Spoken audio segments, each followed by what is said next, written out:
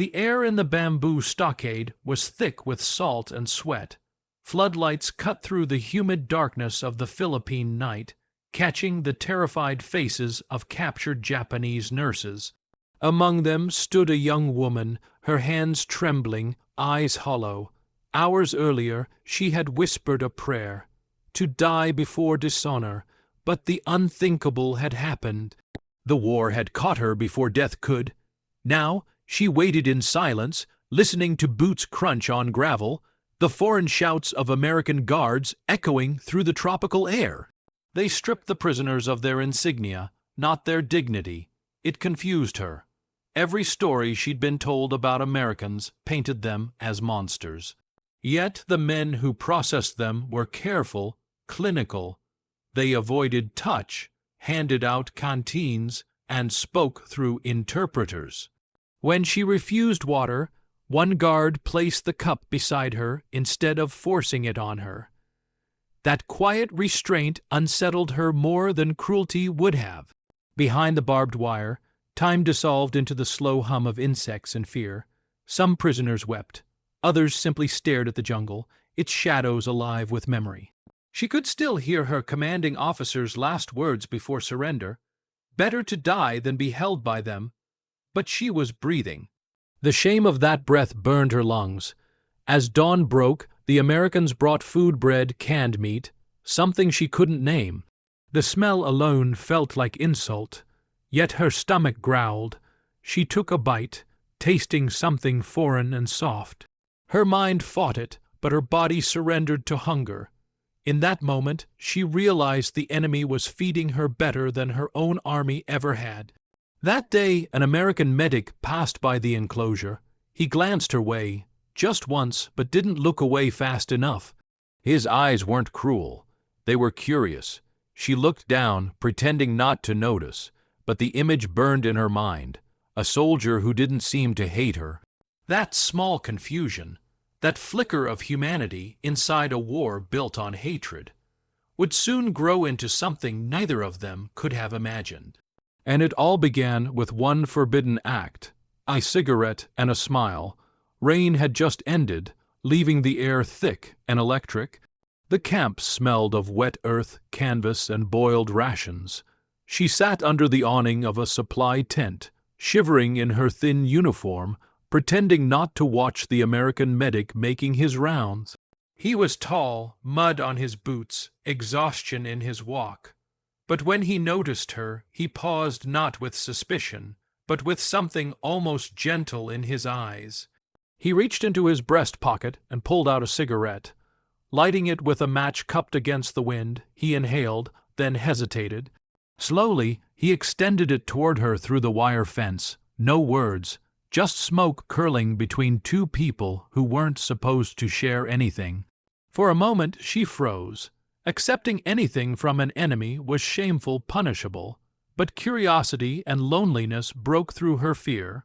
She reached out, took it, and coughed at the first bitter drag. The medic laughed quietly. That sound casual, unguarded felt more dangerous than any weapon. Reports say the U.S. Army shipped over 45 million cigarettes every single day across the Pacific front. Tobacco was morale, currency, comfort. But here, in this silent exchange, it became a language of peace. She didn't know his name, only that he wore a small cross around his neck and carried himself like someone who'd seen too much and still refused to hate. Later that night she sat awake, replaying the moment. Why had he offered it? Pity, flirtation, humanity. She couldn't tell. Her world had been built on absolutes, honor or shame, loyalty or death. Yet this man blurred all of it with one small, smoky gesture. The next morning, she caught him again by the fence. He nodded once, and she almost smiled before remembering who she was supposed to be. A captive, not a woman. But the wall inside her mind had already cracked. That single cigarette didn't change the war, but it began to change her. It made her notice other things, the way prisoners were given blankets, the way wounded were treated, the way food was shared without insults or glares. Maybe she thought this enemy wasn't what she'd been told, and as she watched the medic walk away, she didn't yet know that kindness was about to become her greatest confusion. Morning rolled in with the heavy drone of generators and the smell of coffee, real coffee, something she hadn't tasted since the early days of the war. The guards moved with mechanical rhythm, distributing breakfast, white bread, butter, and a ladle of thick stew. She stared at the plate in disbelief. This wasn't punishment, it was nourishment. The Americans even laughed with each other, as if war hadn't reached them. When she took her first bite, the bread was soft, almost sweet. It felt wrong to enjoy it. Her own officers had taught her that suffering proved loyalty, that comfort was weakness. Yet here she was, being fed by the men she'd been told were beasts. Her confusion deepened when she saw one American gently helping an elderly Japanese nurse wash her hands. No shouting, no slaps, just quiet decency. Later that week, U.S. Army inspectors arrived, clipboards in hand, marking rations, sanitation, and medical care. Reports later confirmed that American-run POW camps maintained an average of over 3,200 calories per day per prisoner, more than many civilians got back home in Japan. To her, it was unthinkable. The camp even issued clean uniforms, simple khaki dresses stamped with POW. She ran her fingers over the coarse fabric. It wasn't luxury, but it was dignity. For the first time in years, she felt human. Still, shame tangled with gratitude, leaving her unable to meet her captor's eyes. At night, the women whispered to each other. Some said the Americans were trying to trick them, to soften them before interrogation. Others, quieter ones, wondered if maybe kindness could be real. She didn't know which frightened her more. She began to notice a pattern: respectful distance, consistent treatment, fairness. The enemy followed rules. She remembered a saying from her officer days. Our men starved us to keep us obedient. Here, food came without ideology. Every small act: soap rations, medical checks, the simple word "miss" instead of prisoner, eroded her old certainties. And among the guards, one face began to stand out. A young sergeant who lingered near the infirmary, always watching without malice. He didn't speak to her, not yet, but the way he carried himself, steady, patient, somehow gentle, made her wonder what kind of man war had turned him into. Tomorrow she'd find out. He first appeared during the hospital work detail, quiet, almost invisible among the louder guards. A farm boy from Iowa, 26, hair too long for regulation, voice too soft for war. He carried a rifle like a duty, not a threat. She noticed the way he slowed his stride near the wounded tents, how his gaze lingered on the nurses, not with suspicion, but with something gentler, like pity wrapped in discipline. He didn't speak for days, only nodded when she passed carrying bandages or pails of water. But one afternoon, as she struggled with a heavy crate of medical supplies, he stepped forward, wordlessly helping her lift it. Their hands brushed, she flinched back like she'd been burned. He only said, "Okay," the first English word she understood fully. It struck her that his accent was different, flat vowels, rural rhythm. Later, she learned he came from a small town surrounded by endless cornfields, a place where the war felt like a rumor until it stole his brothers. 70% of American soldiers in the Pacific came from rural backgrounds like his, men who knew hardship but not hatred. She watched him carefully. He followed orders, saluted officers, never raised his voice. Yet something in his eyes betrayed him, weariness, maybe, or doubt. She wondered if he saw her as a prisoner or just another broken human in a collapsing world. The infirmary work gave her glimpses of his decency. When a fever struck among the captured women, He fetched extra blankets without being asked. When a nurse collapsed from exhaustion, he carried her to shade before calling a medic. He never crossed a line, but every small gesture chipped away at the distance between captor and captive. One evening she caught him sketching on a ration box lid. Rough pencil lines of a landscape, a house, a windmill. He noticed her watching and smiled, embarrassed, home. He said simply, she nodded. In that word lived everything he'd lost. As the days blurred into humid monotony, something wordless began to grow between them. A rhythm of glances, half smiles, and shared silences. She didn't understand his language, but she understood that kindness was dangerous for both of them. Soon, words would follow those silences, broken ones, halting ones, but enough to build a fragile bridge across the wire. It began with gestures small, careful, almost childlike. She pointed to objects and spoke their Japanese names. He tried to repeat them, mangling syllables until both of them laughed. One day he pointed to himself and said, John. Then he hesitated, waiting. She whispered, Eiko. It was the first time she'd said her name aloud since capture. Something in the sound of it, soft and unbroken, made her feel visible again. He started bringing her scraps of paper labels, ration wrappers, scribbled with English words, water, sun, friend. She corrected his pronunciation of Japanese phrases, writing them carefully in the dirt. The language between them became its own fragile code, born out of boredom and forbidden curiosity. In the field infirmary, where they both worked under canvas heat, words slipped between bandages and brief eye contact. She taught him arigato, bowing slightly. He smiled and said, You're welcome. The phrase rolled awkwardly from his tongue, and she laughed, a sound that startled both of them. The U.S. military's linguist corps in the Pacific handled over 1 million captured Japanese documents during the war. But here, two people were decoding each other, not enemy papers. He'd point at the sky and ask, What's the word? She'd answer softly, Sora. He'd repeat it, every time a little better. The guards teased him, calling her his pupil. He'd shrug it off, but his glances toward the other soldiers grew sharper. They didn't understand what they were seeing. Connection blooming in a place built for obedience and distance. Sometimes she wondered if he saw her as a curiosity, a distraction from the endless monotony of guard duty. Yet when she accidentally cut her hand on a broken crate, he was the one who rushed over, his hands trembling as he bandaged hers.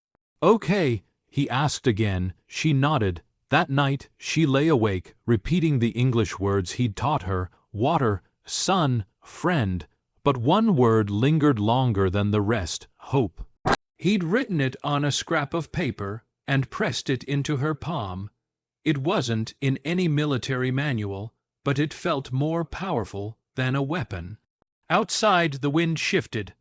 A storm was brewing over the Pacific horizon, carrying with it something far more dangerous than gunfire, vulnerability. The storm came without warning. One moment the sky was heavy and gray. The next, the wind screamed through the camp like an animal breaking free. Canvas tents tore loose. Bamboo poles snapped. Rain came sideways, drenching everything: beds, rations, even the wounded. Sirens wailed, but no one could hear orders over the roar of the typhoon. Eiko clutched a blanket around her shoulders, trying to hold the infirmary tent down as the ropes whipped loose. Lightning split the sky, exposing chaos guards running, nurses shouting, the ground turning to a river of mud. Then she saw him, John, fighting the wind, his helmet gone, soaked to the bone. He shouted something she couldn't hear and pointed toward the collapsing tent. She hesitated only a second before running toward him. Together they fought the storm, pushing against the collapsing frame. A sudden gust tore the roof away, flinging it into the darkness. Wooden crates tumbled. A lamp exploded, showering sparks. She slipped, hit the ground hard, and for an instant the world vanished in mud and thunder. Then strong hands. He pulled her up, shielding her body with his. They stumbled under the remains of a supply shack, gasping, faces inches apart, rain hammering down like a drumbeat. The wind howled around them, but in that tiny shelter time froze. His face was streaked with dirt, eyes searching hers for fear. She found none, only something raw, unspoken, almost forbidden. When a steel pole crashed nearby, he didn't move. He simply tightened his grip and said one word through the storm. Safe. She nodded, though nothing about that night felt safe. The typhoon raged for hours, destroying 30 ships and flattening camps across the Pacific. But inside that collapsing world, they shared something far smaller. A heartbeat that refused to surrender. When dawn came, the camp was unrecognizable. Mud, wreckage, silence. He helped her stand, brushing leaves from her hair, and for a long moment neither spoke. Then he smiled, soft, exhausted. She realized then that the man who had once been her captor had risked his life for her. And that single act cracked something deeper inside her than fear ever had. But compassion in a war camp doesn't go unnoticed. By evening, the whispers began. By the next morning, the air in the camp had changed. Not the weather, but the mood. The typhoon had left behind flattened tents and flooded trenches, but what truly lingered was gossip. Soldiers talked in half, whispers over tin cups of coffee, their eyes darting toward the infirmary. Some smirked. Others frowned. Every rumor twisted the story a little further. The sergeant and the Japanese nurse, alone during the storm. Eiko felt the weight of those stares like bullets. Every step outside her barracks drew glances that burned with curiosity and judgment. She tried to keep her head down, pretending the whispers were just wind, but shame pressed harder than fear. The nurses avoided her now, too dangerous to be near the woman the guards were talking about. John felt it too. His fellow soldiers began making jokes at mess time, not cruel at first, just teasing. Then one morning, his superior called him in. The conversation was brief but cutting. You were seen in proximity with a female prisoner. You understand the consequences. Fraternization with the enemy under U.S. Army Regulation 600-240 was a court, martial offense. The kind that could end a man's career, or worse, stain his name forever. John said nothing. He simply stood there, rainwater dripping from his cap, eyes steady. Rules are rules, the officer said, voice cold. Keep your distance, Sergeant. That night, he didn't show up at the infirmary. Eiko worked in silence, the sounds of the camp distant and hollow. She hadn't realized until then how much she'd come to depend on his quiet presence, the nods, the words, the human reminder that she was more than a prisoner number. Days passed, no sign of him. She convinced herself it was over, that their fragile connection had been crushed beneath the weight of discipline and duty. Yet each night she found herself glancing toward the fence, searching for that familiar silhouette in the darkness. Then, one afternoon, a jeep arrived. Papers were signed, orders given. Her name was called. She was being transferred, moved to another camp inland. The words hit like a verdict. As she climbed into the transport truck, she saw him one last time. Standing by the gate, helmet under his arm, unreadable expression on his face. Engines coughed to life before dawn. Diesel fumes mixed with the wet scent of earth, clinging to the morning fog that draped over the camp. Prisoners were herded toward a line of transport trucks' canvas tops. Faded paint, mud splattered across the wheels. Eiko clutched her small bundle of belongings, heart thudding with every shouted command. The word had come, transfer. A new camp, a new number. She tried not to look for him. She failed. John stood near the loading area, rifle slung over his shoulder, helmet off, hair still damp from the rain. He wasn't supposed to be there, not with this unit. Yet there he was, watching as the prisoners climbed aboard. Their eyes met for a moment too long, and time fractured. Around them, the chaos of departure blurred the barking of orders, the clatter of boots, the grinding of gears. But in that single glance, everything else fell silent. When she reached the truck, he stepped closer. A guard turned away to secure the next group. In that tiny opening, John slipped something through the side flap of the truck. A small folded note. His hand lingered for just a second, brushing against hers before disappearing back into the noise. She hid the paper under her sleeve, her pulse hammering. The convoy started moving, the trucks groaning under the weight of men and women who didn't know where they were going. Dust rose, thick and choking, turning the world into sepia haze. Through the slits of the canvas, she caught one last glimpse of him. He raised 2 fingers in a subtle salute, not military, but personal, a farewell. Reports show that over 400 Japanese POW transport convoys moved across the Pacific after the war ended, shuffling lives like cargo. But this one carried more than prisoners. It carried a secret. She sat in the rattling darkness of the truck, the paper burning in her hand. She didn't open it, not yet. Discovery meant punishment for both of them. Instead, she pressed it against her chest, feeling its edges against her heartbeat. Outside, the road curved away from the coast. The camp, the floodlights, the man, they vanished into the mist. But what he'd left behind would not. The new camp was quieter, colder, and far more isolated. Rows of bamboo huts stood like skeletons in the gray morning mist, their roofs sagging from weeks of rain. Guards spoke less here. Even the jungle seemed to hold its breath. Eiko unpacked her few possessions, a comb, a tin cup, a ragged scarf, and at the very bottom, still dry despite the storm and travel, was the folded note. For days she didn't dare open it. Fear gnawed at her. Inspections were random. Punishment was swift. The paper could destroy both of them if found, yet every night she could feel it inside her sleeve, whispering possibilities her mind couldn't silence. Finally, on the 7th night, after curfew, she lit a stub of candle and unfolded the paper with trembling fingers. The English was simple, written in pencil, pressed so hard it nearly tore the page. When peace comes, find me. 4 words. No name, no address, nothing but hope written like a command.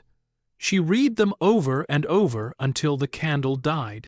Some reports say that by 1946, over 130,000 Japanese POW were scattered across Allied custody, from the Philippines to Australia to Hawaii. Most never saw the same guards twice, yet somehow she believed he had meant those words. She clutched the note against her chest, tears slipping silently down her cheeks. In the following weeks, rumors spread that Japan had surrendered. At first, no one believed it. Then came confirmation. The war was over. The guards relaxed, patrols thinned, and Red Cross teams arrived to register names for repatriation. She watched them call out lists, ticking names off clipboards. Soon, she would be on one of those ships home. But home to what? A country in ashes, a family that might no longer exist. The thought hollowed her out. Yet that single line, "Find me," kept her anchored. When the announcement came for her transport, she hid the note inside the lining of her uniform. No one searched there. She didn't look back at the camp when she boarded the truck. She didn't have to. The letter had already made the journey with her heart. Ahead lay the ocean, and the ruins of everything she once knew. The ship that carried her back to Japan smelled of rust, salt, and diesel. The deck was crowded with returnees, soldiers, nurses, civilians, all hollow-eyed and silent. No one spoke about what they'd seen or done. They just stared at the horizon as if it might forgive them. Aiko held her coat closed against the sea wind. One hand pressed over the hidden note, sewn into her uniform. She hadn't looked at it in weeks, but she felt its weight every moment. When they reached Yokohama, she didn't recognize her country. Smoke still drifted from the ruins. Buildings lay cracked open like bones. Children with shaved heads and empty bowls lined the docks, begging for rice. The smell of ash and sewage clung to the air. Japan's empire, the one she'd been taught was eternal, was now rubble beneath her feet. She found temporary shelter in a women's repatriation center, thin futons, watery soup, and walls echoing with the quiet sobs of those who'd returned to nothing. Red Cross volunteers helped them register for ration cards. Her family name drew blank looks. The war had erased addresses, villages, even graves. 9 million Japanese returned from overseas by 1948, but for many, home was just a word on a form. For Aiko, it was a question that no longer had an answer. At night, she unfolded her small pouch, feeling the seam where the letter was hidden. She couldn't read the words anymore. They'd faded from her mind like a dream. But she remembered the feeling, the warmth in his voice when he said safe. She wondered if John had gone home to his farm, if the windmill he'd drawn still turned. People around her whispered about shame. Women who'd survived captivity were called defiled, unfit for marriage. She stayed silent. She had no intention of explaining to anyone how survival could be both gift and curse. One evening, a volunteer handed her a pamphlet, Rebuilding Japan Through Work. She folded it quietly.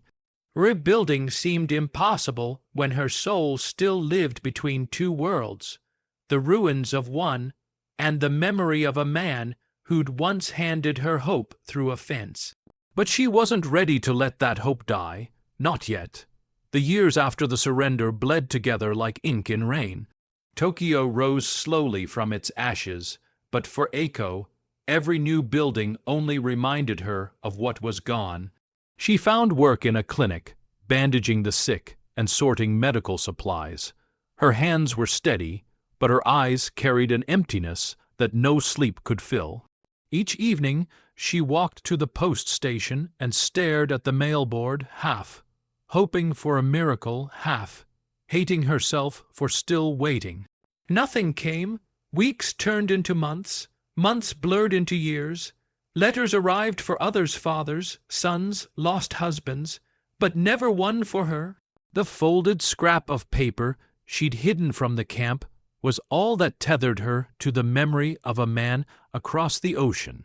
The pencil marks were fading now, rubbed thin by her fingertips. When peace comes, find me. Japan was starving. Ration cards were currency. She traded her last kimono for rice. The once mighty cities were hollowed out. Families huddled in shanties made of tin and hope. Around her, women rebuilt the country brick by brick, often in silence. Reports estimated that nearly 40% of Japanese women after 1945 were widowed, displaced, or without family. At night, she sometimes imagined writing him back, though she didn't know where to send it. Would a letter addressed simply to John, Iowa, America, ever find him? She doubted it. Still, she dreamed of the cornfields he'd described through sketches, of the windmill he'd drawn on that ration box lid. She saw it spinning endlessly under a sky free of war. The shame of captivity lingered like a stain no one could scrub away. Men averted their eyes, women whispered. For Aiko, peace was lonelier than war had ever been. She began to believe he'd forgotten, or worse, that he'd died.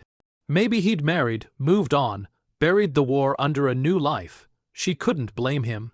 And yet, every time she passed the harbor and saw ships leaving for America, she felt the same pull in her chest. By 1950, too, Whispers spread that the occupation would finally end. Japan would stand on its own again. For the first time, peace sounded like something she might actually touch. 1952.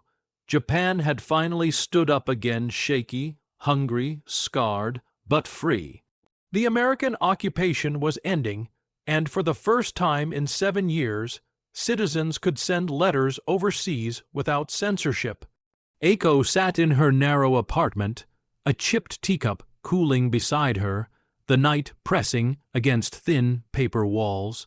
She had rehearsed this moment in her mind for years, but now her hand trembled above the page. How do you write to a ghost? The letter began simply, "I don't know if you remember me. My name is Eiko. We met in the Philippines." Then the words stopped. She stared at them for hours, unsure if they sounded foolish or brave. What if he'd never received her note? What if "find me" had been nothing but mercy spoken in a storm? Still, she wrote. Slowly, carefully, in imperfect English, she told him she was alive. That she'd come home to nothing but ruins. That she'd kept his letter all these years. She ended it with the same words he'd once written. "When peace comes, find me." It took weeks to trace where to send it. She found the address of a U.S. Veterans Office through a magazine article. The building was in a place called Des Moines, Iowa. She practiced the name aloud until it stopped feeling foreign. The post clerk looked at her oddly when she handed over the envelope. Japanese handwriting addressed to the American heartland. She bowed politely and stepped outside, her breath visible in the cold air. Across the Pacific, 3 million American veterans had filed contact records after the war. The odds of her letter finding one particular man among them were almost zero. But hope doesn't care for odds. Days turned into weeks, then months. She went back to her clinic, stitched wounds, filled prescriptions, and stopped expecting. But on a gray afternoon, the landlord knocked holding a letter, foreign stamp, faded ink. She froze. Her name, was written in a hand she still recognized after 7 years. The world around her went silent. The paper trembled in her hands before she even opened it. The foreign stamp, the faded blue ink, the looping letters of her name, all of it felt unreal. Eiko sat on the edge of her small bed, heart hammering, as if the walls themselves were holding their breath. She tore the envelope open with shaking fingers. Inside was a single sheet, creased from long travel. The handwriting was rough, uncertain, but familiar. "Eiko, I never forgot. I kept your name in my Bible, though I wasn't sure you lived. I asked them once if love was treason. They didn't answer. I hope you are safe. If this reaches you, write back. My farm still stands, the windmill still turns. John." Her breath caught. 7 years of silence collapsed into that one page. The letter smelled faintly of soil and tobacco, like the man who'd once offered her a cigarette through a fence. For a long moment, she just pressed it to her chest, tears running silently down her cheeks. The U.S. Postal Service had handled nearly 2 billion international war letters between 1945 and 1955, but this one felt like it had crossed more than an ocean. It had crossed time, memory, shame. She wrote back immediately, though her hand shook with every line. She told him about the camps, about the storm, about the silence that followed. She didn't write "I missed you." She didn't have to. It was written between every word. A month later, another letter came, then another. Slowly, their correspondence became a rhythm. Paper bridges stretched across the Pacific. He sent photos of his farm, endless rows of corn under a wide sky, the same windmill she'd once seen sketched on a ration box lid. She pinned one photo to her wall and stared at it every night. When his next letter arrived, it ended with 6 words that made her hands go still. "Come to Iowa. I'll meet you." For the first time since the war, she smiled without guilt. She packed the letter beside the old note from the camp. one promise born in chaos, another in peace. And she began preparing for a journey she'd once thought impossible. The Iowa air felt different, wide, clean, endless. When Echo stepped off the train in the spring of 1953, the platform smelled of rain and freshly turned soil. She clutched her small suitcase, scanning the crowd of waiting faces, heart pounding against her ribs. And then she saw him. John stood near the edge of the platform, older now, lines on his face, but unmistakably him. The same calm eyes, the same gentle posture. For a heartbeat, she couldn't move. He walked forward slowly, hat in hand, smile uncertain. Neither spoke. When he reached her, he simply said, "You came." The world seemed to vanish, the trains, the whistles, the stares of curious strangers. All that remained was the man who had once saved her life in a storm half a world away. They sat on a bench near the station, hands folded awkwardly between them. The silence wasn't empty. It was heavy with years unsaid. Finally, he reached into his coat pocket and pulled out a small box. Her breath caught. He opened it. Inside, a simple ring, no jewels, just a circle of silver worn soft at the edges. He dropped to one knee right there on the platform, mud splashing his boots. Gasps rippled through the crowd. "Echo," he said quietly, "will you marry me?" For a second she couldn't breathe. Every sound, the whistle of a departing train, the murmur of the onlookers, the creak of wooden planks, faded into silence. Her mind raced back to the camp, to the storm, to the cigarette, to the letter that had crossed an ocean. He was an American soldier. She was a former enemy prisoner. The world around them wasn't ready for this. Only a handful of such marriages had ever happened before 1955, less than 1 in 5,000, according to U.S. State Department records, but numbers couldn't measure this. Her hands trembled as she nodded, tears shining in her eyes. He slipped the ring onto her finger, smiling in disbelief. Around them, some clapped, others turned away. It didn't matter.